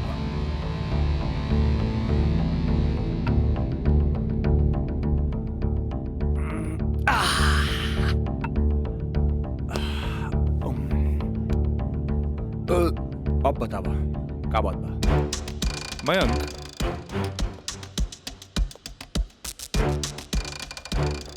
भाई तोरा अपन बयान बदले के पड़ी। एफिडेविट के बाद भी? दोस्ती खातिर।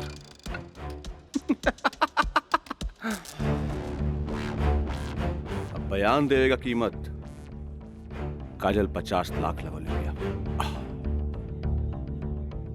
बयान बदले के बाद बयान बदले का कीमत 1 करोड़। 1 करोड़? यस, 1 करोड़। कहें से कि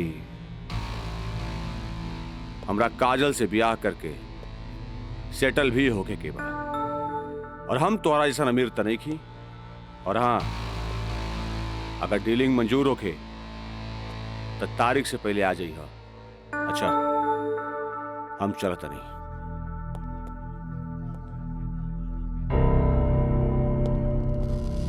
हमार बिल्ली हमरे से म्याऊं।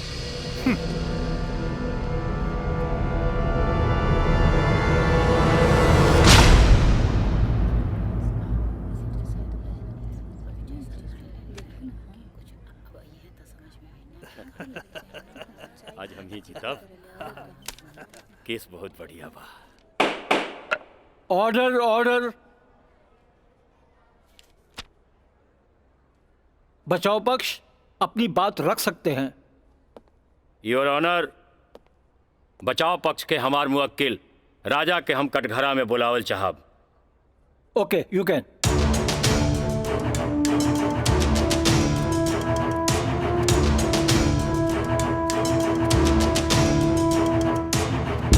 हम गीता पे हाथ रख के कसम खाता नहीं, जे भी कहब सच कहब, सच के सिवा कुछ न कहब। हाँ तो मिस्टर राजा, आप अपन बचाव में का कहल चाहते नहीं? जज साहब, हम ये बात माना तानी कि हम और ये काजल कॉलेज के दिन से एक दूसरे के चाहतानी। अपना अपना मर्जी से हम दोनों भाग के शादी भी मंदिर में कर लेनी। होटल के बिल और ही शादी के खर्चा कुछ ज्यादा हो गए रहे, यही से हमरा घर वापस आए के पड़ल। पर जज साहब, हमार इरादा बिल्कुल नेक रहे।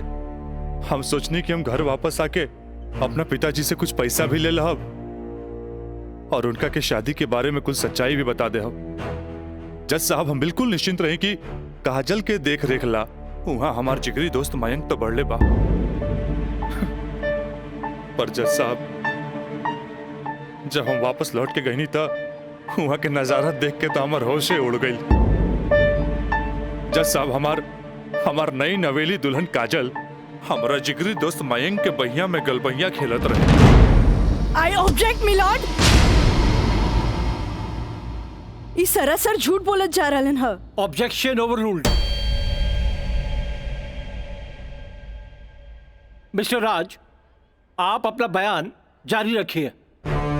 जज साहब, तब खटाक से हमारा दिमाग में एक बात याद आ गई कि कॉलेज के दिन में हमार जिगरी दोस्त मयंक हमरा से बोले रहे कि वो काजल के पसंद करेला और काजल भी ओकरा के पसंद करेली। पर जज साहब, हम सीधा साधा आदमी हो मेरा तेकरा देवर और भाभी के मजाक के रिश्ता समझ लेनी। लेकिन जज साहब, ई सरासर झूठ बोलने जा रहल बारन। I object my lord. हमार दरख्वास्त बा वकील साहिबा से कि इनका जे कुछ भी कहे के बा बुलैला पे कटघरे में आके कही है।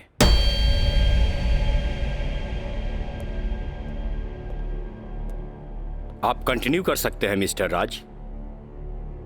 जज साहब, कोई भी आदमी अपना बीवी के केहू दूसरा के भैया में देखी तो ओकरा मन मस्तिष्क पर का गुजरी, ये आप अच्छे से समझ सकीले जज साहब। मिलॉर्ड, ई सरासर झूठ के पुलिंदा आपके सामने रखल जा रहल बा। कोर्ट के गुमराह करे की कोशिश कइल जा रहल बा। तया पानी ना कोर्ट के सही रास्ता दिखावे वाली। अरे घबराई ना, जल्दी ही रहुओ के बयान देवे के समय मिली।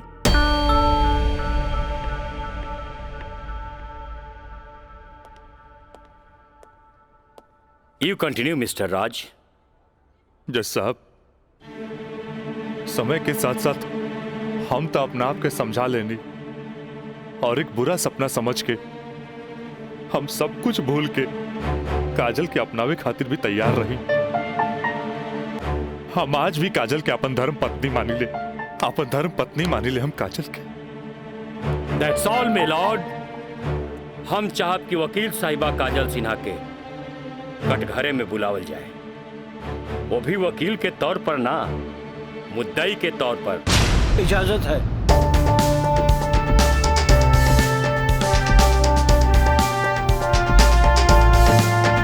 जाइए आप बैठिए। हाँ तो काजल सिन्हा जी, हम चाहत कि आपन प्रेम कहानी अपने ही जुबान से बयां करी। जज साहब, ये बात सच है कि हम रात से प्रेम करे लगनी। मतलब ई कि और पहले केहू से प्रेम करत रहनी, बाद में रात से प्रेम करे लगली? जी ना, पहले हम रात से नफरत करत रही, बुझनी? अच्छा अच्छा, तो नफरत प्रेम में बदल गई? जज साहब, हम अपन मर्जी से ब्याह खातिर राजी हो गई नी और माई बाबूजी के बिना बतैले ब्याह कैनी, जे बहुत बड़ भूल रहे। ब्याह कैनी तो सुहाग रात तो मनैले होई बुना। आई बताई, मर्जी से कि बिना मर्जी से मनैले रहलू? वकील साहब, दुनिया की हर लड़की जब अपन मर्जी से बिहाईली तो उस सुहाग रात भी अपन मर्जी से ही मनावेली ना। हम ए से पूछत रही कि जब सुहाग रात मनावत रहलू तब बगल के कमरा में राज के दोस्त मयंक रहलन ना।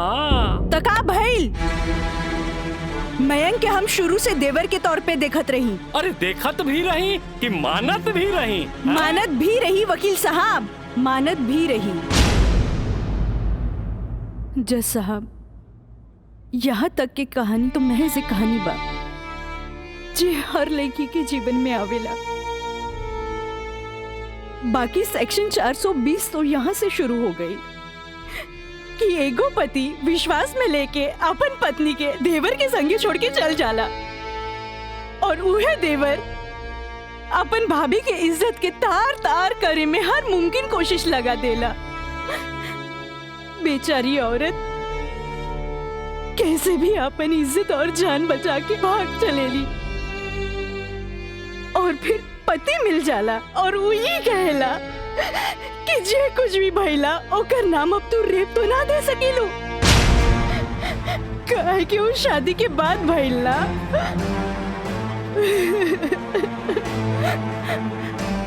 और रहल बात शादी के, तो तू सो कॉल देवर से कर सकेलू,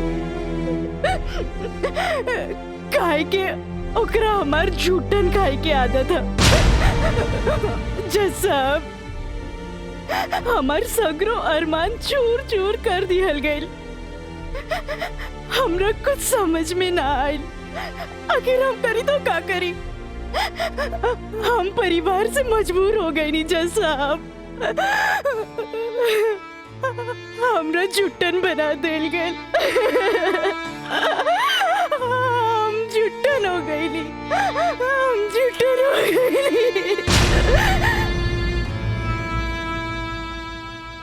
मिलॉर्ड, अब इनका मेलो ड्रामा झूठ हो या साच, इसे साफ जाहिर होला ई झूठन कहां बारी।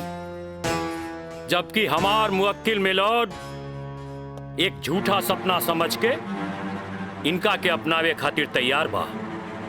इतना ही ना मिलॉर्ड, हमार मुवक्किल के पिताजी जगदम्बिका पाल जी एक लिखित बयान में मिलॉर्ड इनका के बहू बनावे खातिर तैयार बाड़े। इली काजल, जबकि राज, उसके परिवार और यहाँ तक कि उसके पिता भी तुम्हें एक्सेप्ट करने के लिए राजी है, फिर तुम्हें क्या प्रॉब्लम है?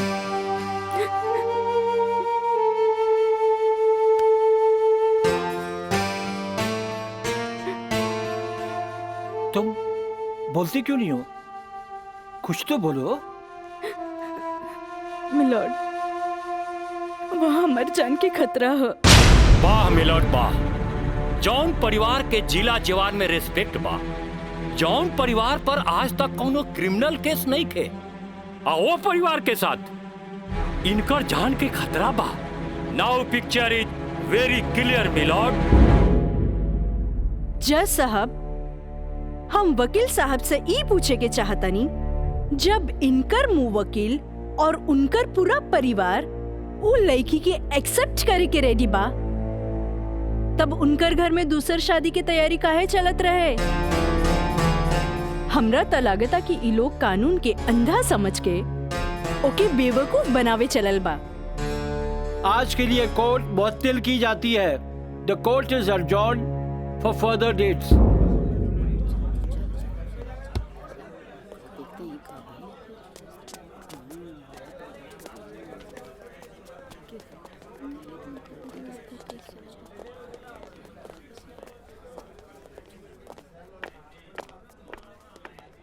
वकील साहिबा, अरे वाह, तू तो बड़ा चालाक बड़ू हो। एफिडेविट करवा के मैं कि तू अच्छा यूज कैलू। आपके के कह दलस कि कोई वकील के सबूत इकट्ठा करे खातिर चालाक ना होके के चाहिए? बाकी चालाकियों में भी हम तोहर बापे निकला। और अगला डेट में दूध में ऐसा पानी मिलाई, देखते रह जाओ। चलो बाबूजी। देखो काजल जी, कल कोर्ट में उनके वकील ने जो बहस की, ये एक केस है 99 दिल्ली का। तुम्हारे केस से बहुत कुछ मिलता जुलता है। जी सर। और इसमें उसके पक्ष में फैसला हुआ था। मैं इसको अंडरलाइन कर दे रहा हूँ। ओके। हाँ। तो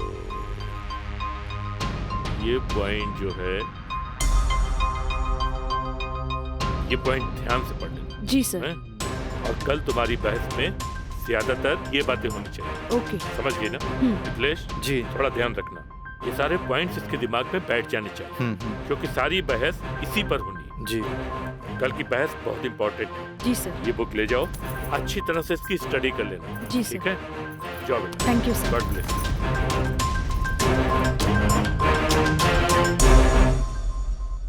आँख कहेली कि एक नया इंसान देख ले, लेकिन दिल कहेला कि ना।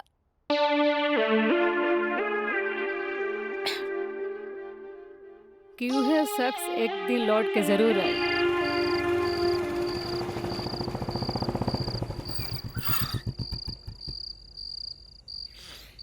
जफाओ ने मारा, वफाओ ने मारा। निराली, अरे निराली, मुझे तेरी अदाओं ने मारा।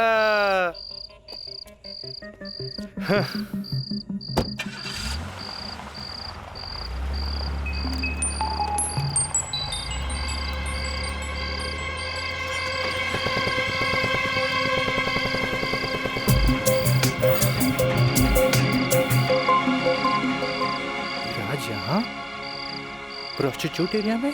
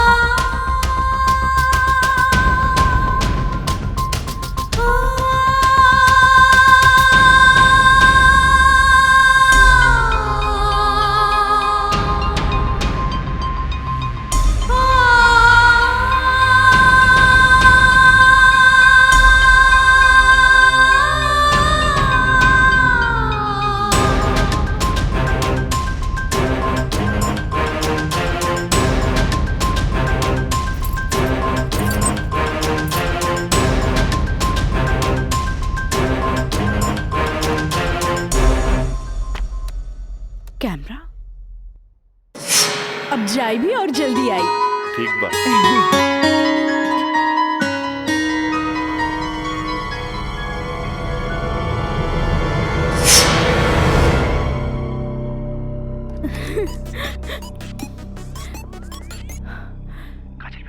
हाँ काका, काजल बोलतानी। काजल बिटिया काम हो गई। काम हो गई काका। जल्दी से 3 कोनवा पर आ जा। ठीक है काका, आवतानी।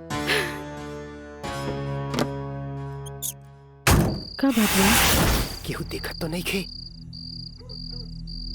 इला तार दिहल कैमरा और ई रहल कैमरा के चिप। बिटिया हे भगवान, बहुत बच बुचा के आइल बानी ताकि केहू के शक ना हो। थैंक यू काका। अरे रिका बिटिया, देखा बिटिया, भगवान के घर में देर होला, अंधेर नहीं खे, और भगवान तारा बहुते कामयाबी दी है। अच्छा बिटिया जी। अच्छा बिटिया, हम जाता नहीं। ठीक बा।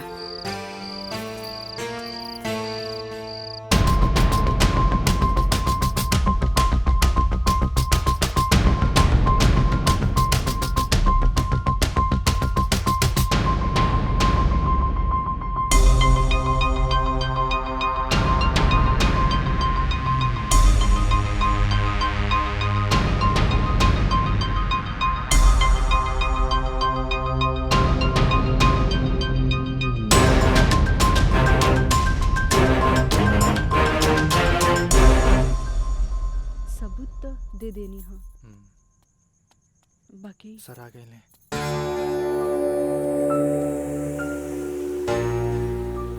प्रणाम सर। खुश रह काजल। वो लोग समझ ले रहन की तमाशा होई, बाकी तू चुप रह के बाजिए पलट देलू हैं। तू जौन भी सबूत हमरा के देले रहलू, हम सब स्टडी कर ले बहुत सही है। I am proud of you बेटा। Thank you sir. God bless you.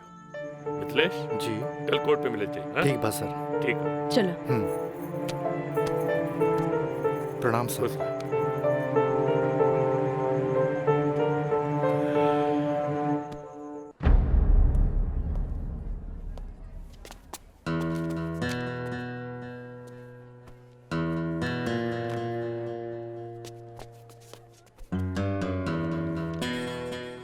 अदालत की कार्रवाई शुरू की जाए। जा बेटा।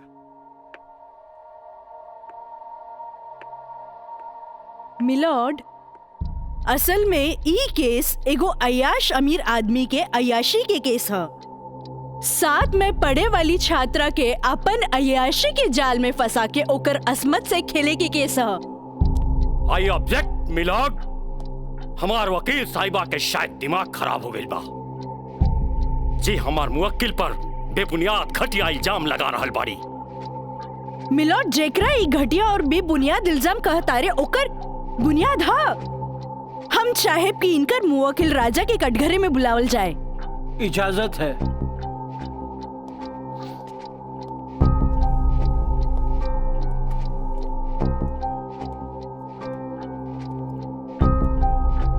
जज साहब, ई उहे आदमी है जे लड़की के चाय के कुर्बा समझेला, जेके पिया और फेंक द। इनकर अयाशी के सबूत के तौर पर हम अपन एगो गवाह पेश करे के चाहतानी। इजाजत है। Thank you.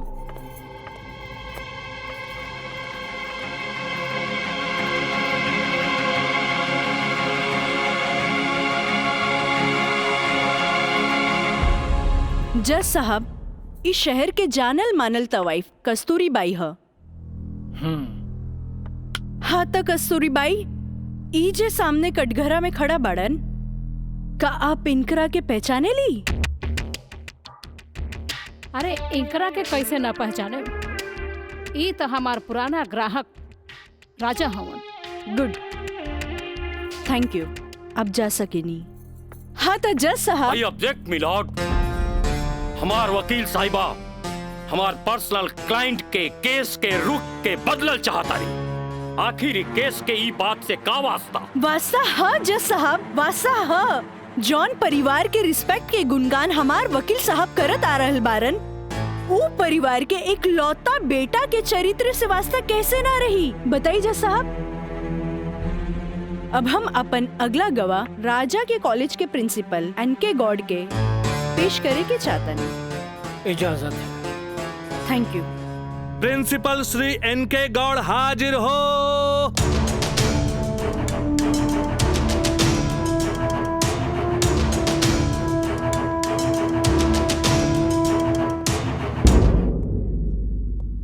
हाँ तो प्रिंसिपल साहब, आपकी कॉलेज की एक छात्रा काजल सिन्हा के साथ जब ई शख्स सरेआम छेड़खानी कैलस और जब वो आपसे रिपोर्ट करे के बाद पुलिस में जात रही, तब आप का कहनी? हम ओकरा के पुलिस में जाए से रोकनी और आज के हिदायत देनी कि आपन आदत से वो बाज आवे, काहे कि हम ना चाहत रही कि रसूखदार परिवार पर कोई आँच आवे। Thank you. नोट किया जाए मिलॉर्ड। रसूखदार सुनल गई ना जज साहब, हमार वकील साहब के हिसाब से जॉन परिवार पे एक भी क्रिमिनल केस ना हुई भी तो कैसे। खैर, अब हम सबूत के तौर पर इस रसूखदार परिवार के एक लौता बेटा के जिगरी दोस्त मिस्टर मयंक के पेश करे के चाहता नहीं। इजाजत है। गवाह मयंक हाजिर हो।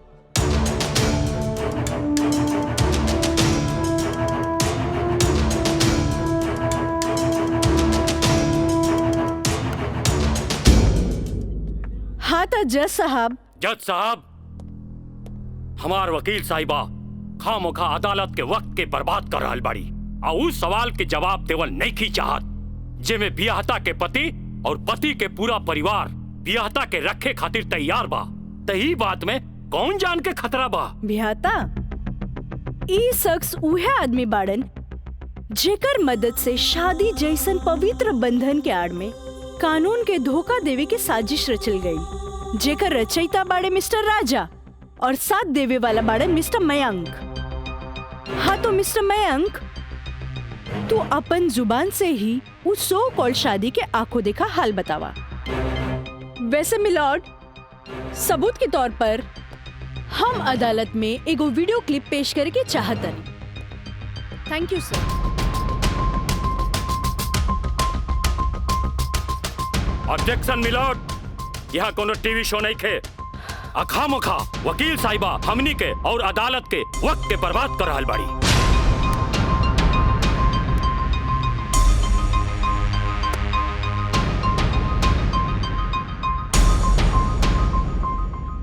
जज साहब, वीडियो क्लिप में साफ दिख रहल बा कि दुल्हा दुल्हन के दाएं बाएं ना बल्कि आमने सामने बैठाल गईल ह, जे हिंदू रीति रिवाज से बिल्कुल गलत बा और ऐसे नहीं से भइल काहे कि पंडित से शादी ना करावल गई, एक बहरूपिया से पंडित के रूप धरावल गई। आप यही क्लिप के साथ पंडित के बयान खुद से देख ली। जज साहब, हम रेलवे कर्मचारी हैं। रुपया के लालच हमरा के नकली पंडित बने पर मजबूर कर देलस। जज साहब, हम एक गरीब आदमी बानी और पैसा का लालच बड़े बड़े लोगन के अच्छा और बुरा समझे का शक्ति के छीन लेला। हम तो एक गरीब आदमी बानी। दोस्त के कहला पर हम एगो भलता आदमी के पुजारी बना के इन लोग का ब्याह करवा देली। आखिर हम भी क्या करती? जज साहब, काजल की खूबसूरती का हम दीवाना हो गई और काजल के पावे खातिर हम समाज और कानून के हर सीमा के भी लांग गईली। हाँ तो जज साहब, हमार दूसरा वीडियो क्लिप देखी जे ई साबित कर दी कि धारा 420 से शुरू हो करके धारा 376, 375, 362, 361, 120B के उ लड़की के साथ अंजाम दिल गल बा। और जज साहब, लगे हाथ हमार दूसरा वीडियो क्लिप भी देख ली प्लीज।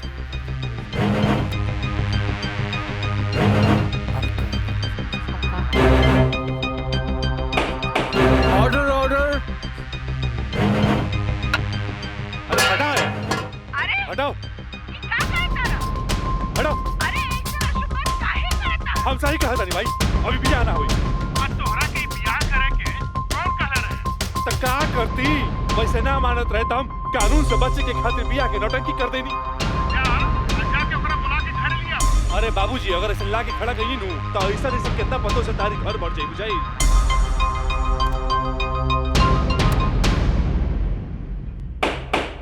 Order order. सारे गवाह और बयानात को मद्देनजर रखते हुए अदालत इस नतीजे पर पहुंची है कि मुजरिम का मकसद पहले से ही धोखाधड़ी से कहीं आगे था,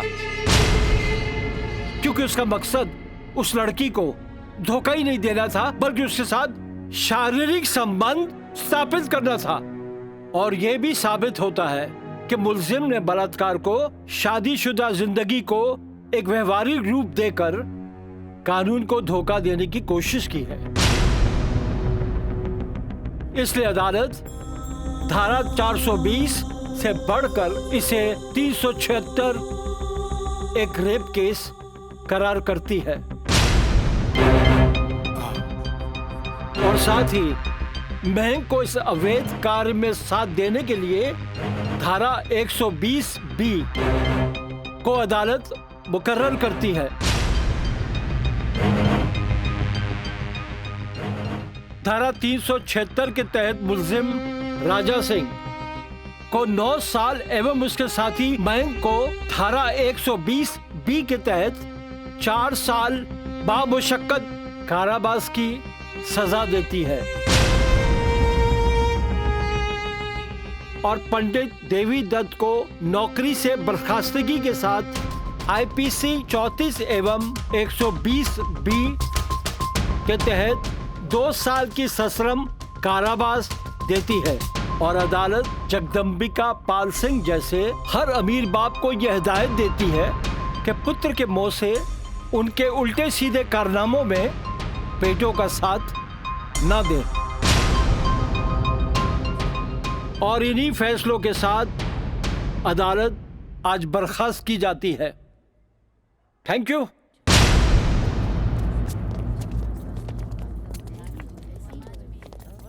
सर,